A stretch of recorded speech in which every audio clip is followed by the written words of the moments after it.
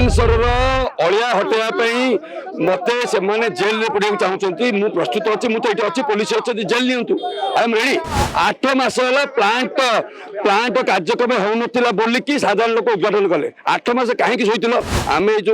पत्र झाड़ीदे फुंकीदे लोक नुहे देश लड़ुना कि बेसी कलिजा थी लोक आम प्रभाकर पाटिल छात्र कलिजा गाड़ी देवार आम क्षमता भी अच्छी बीएमसी कमिशनर भीरू भाव कापुरुष भाव पुलिस आश्रय नहीं लोक चोरी करते टिकस पैसा या प्लांट जदि से प्रोसेसिंग न हम ये लोक दुर्गंध मरवे ताले से प्लांट या कौन मौसुमी आसवा बीएमसी चिंतार पड़ी गोटे पटे किछि दिन हम लगाण वर्षा होगा मुकुला ड्रेन को नहीं जिते बीएमसी चिंतार पड़ी अन्य पटे अलिया गदा जो अच्छी सैनिक स्कूल पाखे अलिया गदा ये जो डंपियार्ड अच्छी अलिया गदार जो वर्षा दुर्गंध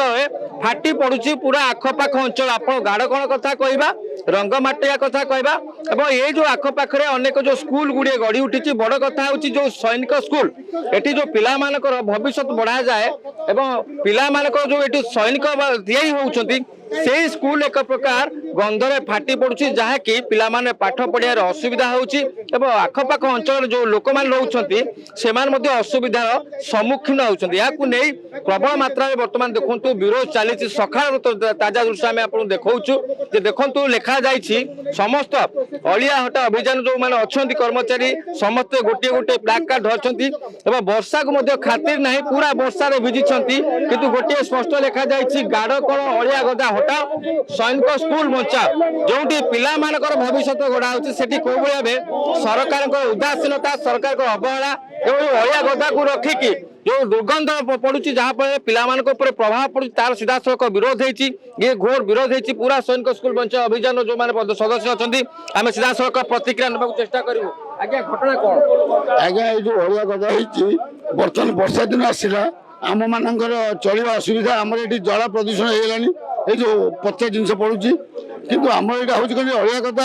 हटाई दिगले ये सैनिक स्कूल आम पे पाठ पढ़ी पाना स्कूल को जापार वरिष्ठ नागरिक मैंने सका मर्णिंग वाक कम कर गंधे तेणु आम चाहूँ यहाँ हटू जो पलाशुन ट्रिटमेंट प्लांट किसी जाऊ जहाद्वारा बायोटा कमिज ये जो आसूची बाज्य वस्तु द्वारा आम किसी लाघव हम आम परिवेश भल आम वरिष्ठ नागरिक मैंने रही पार्नु आज्ञा ठंडा काश विभिन्न प्रकार देखो मोर अवस्था गोटे कथा पूर्व जो बर्तमान सरकार जी अच्छा पूर्व विरोध थिला बेले ये गोटे प्रकार अभियान करते विरोध नारा उठे बर्तमान कौन है असुविधा आज्ञा शुणु आज्ञा विरोध करुले कि बर्तमान तो कहीं ना आम साधारण लोक मैंने आसीचु कि आम जीवन सहित पड़ी बोली निहत भाव शुणुले बर्तमान जीवन चर्या बहुत बड़ कष्ट हो जाए आम सीधा आम आलोचना करवा प्रतिक्रिया ना चेष्टा करवा जे गोटे कथा बर्तमान जो पलाशुणी जो हब अच्छी अलिया गदा जो हब अच्छी से कहीं अलिया जाऊनी कहीं अलिया पड़ी रोचे जहाँफल जीवन शैली जीवन चर्या बहुत बड़ कष्ट हो जाए या पूर्व विरोध नारा उठी बर्तमान सामान संख्या सामान कथा देखा मिलूँ आम आलोचना करवा आप देखु पलाशुणी जो ट्रिटमेंट प्लांट होती 100 कोटी खर्च होता पब्लिक मनी आम टिकस पैसा तैयारी टिकस पैसा या प्लांट जदि से प्रोसेसिंग न हम ये लोक दुर्गंध मरवे ताले से प्लांट तैयारी कौन आप देखिए जंक लगे अड़ंदू लगे जदि साधारण लोक जाकि उद्घाटन कले आपड़ प्रोसेसिंग कर आरंभ करने परिवर्तन एफआईआर दौरान आम कौन जाकि लोक ये चोरी करते ना ये लोक भांगी देते से लोक प्रतीकात्मक भाव आपको जनइले जे ए प्लांट प्रस्तुत होती ट्रिटमेंट आरंभ करूँ तुरंत जो अच्छी सैनिक स्कूल अलिया गदा खाली करूँ एथर असुविधा कौट रहा बीएमसी कमिशनर भीरू भाव कापुरुष भाव पुलिस आश्रय नहीं कौन लोक चोरी करते ना कौन नहीं गले यह अत्यंत निंदनीय कथा तेणु तुरंत ये सब बद को छाड़ी एठू के अलिया हटेबा ता व्यवस्था करूँ गोटे कथा कहवा बर्तमान जी सरकार अच्छा पूर्व सरकार आसा पूर्व एक नाराबाज देते जे एठी जदि सरकार सीमा आसे अलिया गदा हटा जीवो किंतु बर्तमान सुधा से पाला नहीं देखो सरकार जिते बर्तमान जी आसते से विरोध दल थे विरोध दल थिला बेले कहते प्रतिश्रुति देते प्रतिश्रुति से पूरण करिया कथा एवं कहते माइक्रोस्कोप बाइस्कोप धरिकी जब आप खोजे ये अलिया गदार अलिया मिले ना आप देखो बाइस्कोप लगे खोजिले अलिया अच्छी ना नहीं तेणु अत्यंत दुर्भाग्यजनक कथा तुरंत जब आप आम एवं कहूँ समय अच्छी आप देखिए बर्तमान वर्षा आरंभ है ये 10 किलोमीटर अंतर लोक रही पारे नाक फाटी ये लोक झील बाहर कराया राजी होना अंचल ଆପଣ ପ୍ରତିଶ୍ରୁତି ତାଙ୍କର ପାଣିର ଗାର କି କୋଉ ଗାର ଆପଣ ନିଜେ ଦେଖନ୍ତୁ ଯାଇକି ଯଦି ଅଳିଆ ଯଦି ଅଛି ସିଏ କହିଥିଲେ ମାଇକ୍ରୋସ୍କୋପରେ ଦେଖୁନ ଅଳିଆ ପାଇବେନି ଆପଣ ଦେଖନ୍ତୁ ପୁରା କୁଡ଼ ଅଳିଆ 100 ଟ୍ରିପ୍ 1000 ଟ୍ରିପ୍ ଅଳିଆ ଅଛି ତେଣୁକରି ସେ କଣ କହିଥିଲେ ତାଙ୍କ ନିଜ କଥା ନିଜେ ରକ୍ଷା କରନ୍ତୁ ଏବଂ ୟାକୁ କୌଣସି ବିବାଦ ଭିତରକୁ ନ ଟାଣି ତୁରନ୍ତ ଏଠୁ ଅଳିଆ ଖାଲି କରନ୍ତୁ।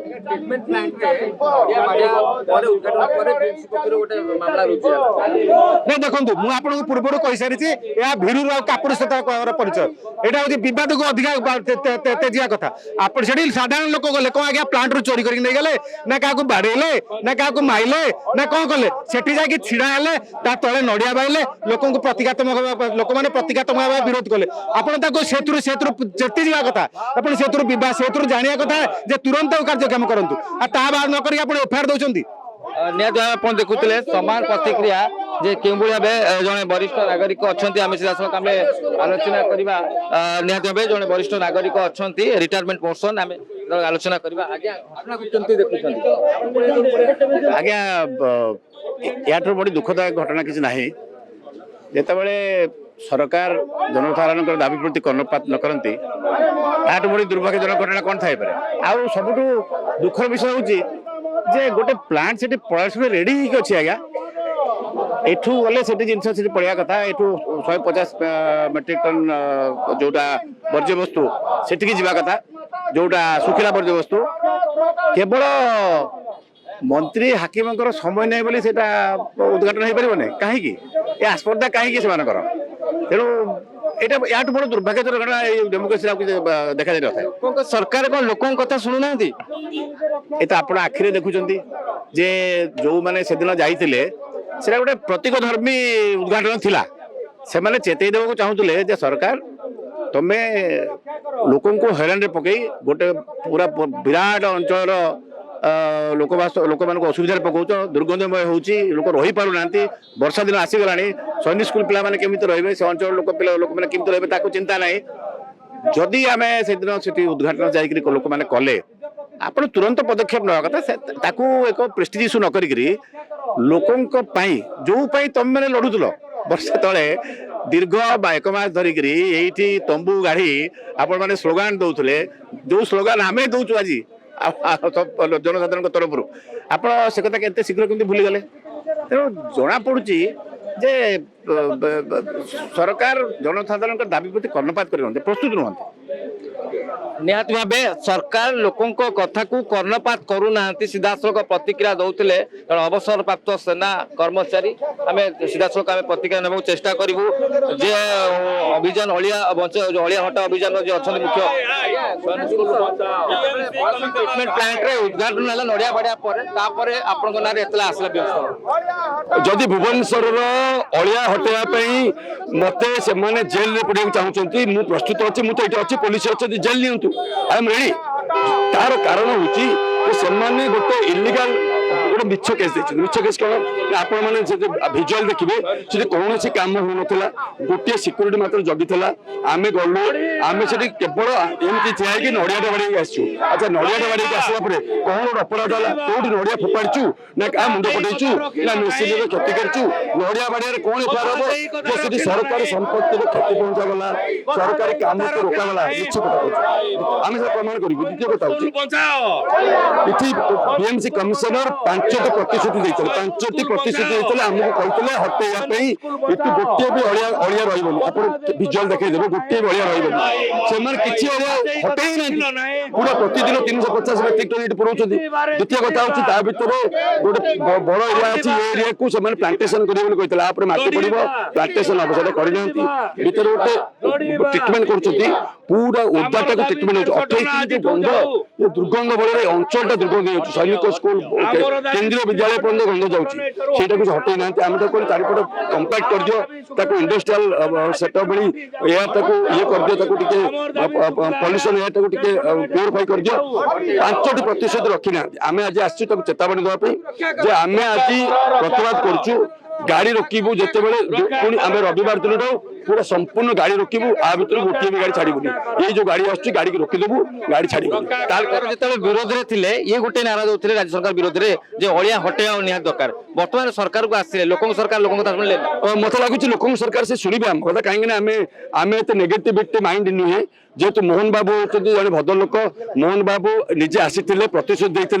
लोकों सरकार होती मोहन सरकार तेणु आमर ये विरोध देखिकी निश्चय से आम कथा शुणे कहीं आमर 2-3 दिन है मिछ एफआईआर देती एफआईआर मिछ बोली प्रमाणित हो गला सब न्यूज पेपर देखिए जे 8 मास है